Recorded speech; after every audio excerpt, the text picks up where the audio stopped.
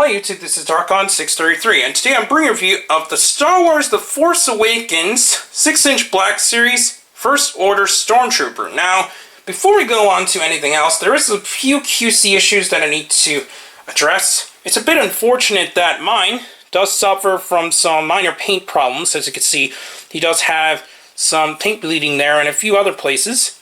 But other than that, it's still a pretty nice toy, and I just wish that there was a little bit more of a QC check when releasing these. But anyways, we'll take a look at the box. It is the standard 6-inch Black Series box. It shows that it is number 4 of the 6-inch Black Series for The Force Awakens.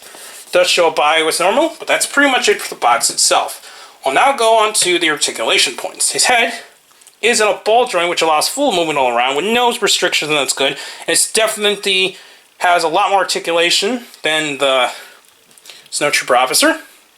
It does have fully jointed shoulders, and it can bend all the way out like this because it kind of bends in and allows a little bit more movement. He does have an arm swivel and bends at the elbow as well. And his arms, or hands, are on ball joints, so it allows full movement all around, and that's really nice. And the gun popped out, so one moment.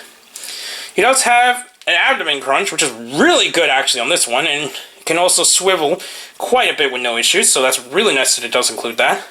Its legs can go about that far due to the way that the belt is designed. It can bend forward, just about that, once again because of the belt. And they do swivel, so they do have some movement there. And now here's another look at another blemish, fortunately. He does have double jointed knees, which work really nice on 9, as you can see there. And then he does have swivels at the ankles, and it's really good actually. It has all around ankle movement, so that's really nice. The only thing that it is missing technically is another swivel down here, but overall it's really nice. I really enjoy what the Star Wars 6-inch figures releasing during The Force Awakens so far, and Hasbro's doing a pretty good job designing the figures. Here's a look at the second gun that the Stormtrooper contains. It's pretty interesting. I think it looks really nice. Same thing with the blaster. It's pretty much just an upscale version of the 4-inch, and either one can fit on the side here really nicely. So if you want to put the larger blaster there, it fits in pretty well. It can also obviously fit in the hand, which I'm just going to put in quickly. Okay.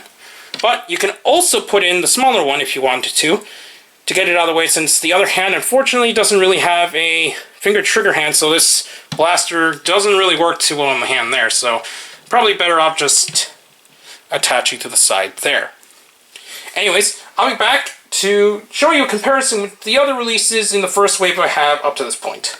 Anyways, here's the First Order Stormtrooper compared to the rest of the other figures I have so far for The Force Awakens. Now, as you can see, I did put the Snowtrooper there as well, just to show a little comparison, and the Stormtrooper is just a tad bit taller, which I think works pretty nicely. Also, it's really nice to get a hold of almost the entire wave of the Force Awakens 6-inch line, and most likely I will be getting Chewbacca just to at least finish the first wave. There are some figures coming out down the line that I'm not too really careful for, so that's why I won't really get them to review, unfortunately. But so far, Hasbro's done a really nice job designing the toys, and for the $20 price, it's still really cool to get a hold of the set. Now, $20 troop building is a bit expensive, but it is really nice to get a really articulated Stormtrooper, so this is mostly for the older fans who might want a troop build. Otherwise, it's probably okay to just have one of them, or at least one of each version of the troopers. But anyways, I highly recommend this for Star Wars fans, and hopefully there'll be some really cool 6-inches we'll get in the future. Anyways, please comment, subscribe, and check out Hero Talk and the Gideon blog as soon as they open up. Also, please check down the other channels down below, including the WW podcast and more. Also, please check me on Twitter under Darkon633, and I'll be back later with more Star Wars reviews. But for now,